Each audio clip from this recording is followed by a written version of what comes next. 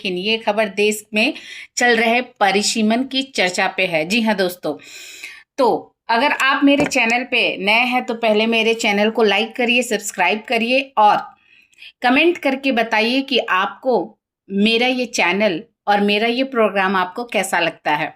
तो चर्चा करते हैं कि देश में एक बार फिर से परिसीमन को लेकर सियासी हलचल तेज हो गई है। जी हाँ दोस्तों, और सवाल वही, क्या यह सिर्फ सीटों का बंटवारा है या सत्ता का कोई नया गणित?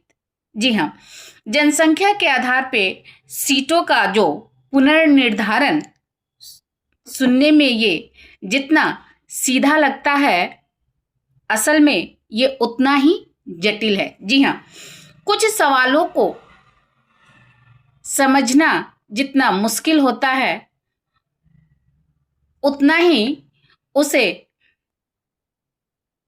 परखने और सत्य की परिपाटी पे दिखने में भी काफी संघर्षों का सामना करना पड़ता है।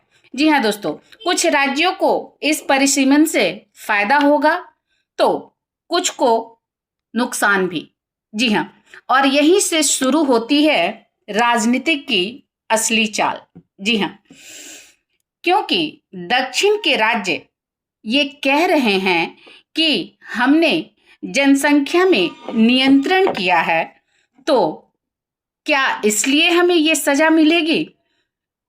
उनका कहना है कि दक्षिण वालों को ये कहना है कि हमने जनसंख्या में नियंत्रण किया तो क्या हमें ये सजा मिलेगी। जी हाँ, वहीं उत्तर भारत के लोग इसे अपना हक मान रहे हैं।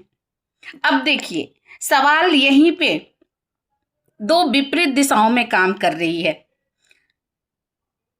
हाँ, क्योंकि दक्षिण वालों का मानना है कि हमने जनसंख्या बढ़ाई, इसलिए हमें ये परिसीमन के तौर पे सजा दी जा रही है। लेकिन उत्तर भारत के लोग कहते हैं कि नहीं, ये मेरा हक है।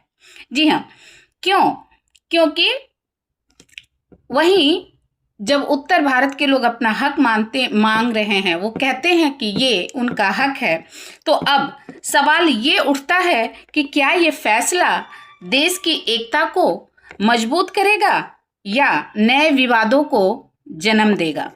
जी हाँ, गौर कीजिए, क्या इससे संसद की तस्वीर बदलेगी? और सबसे बड़ा सवाल कि क्या यह बदलाव सही समय पे हो रहा है? क्या ये समय है इसका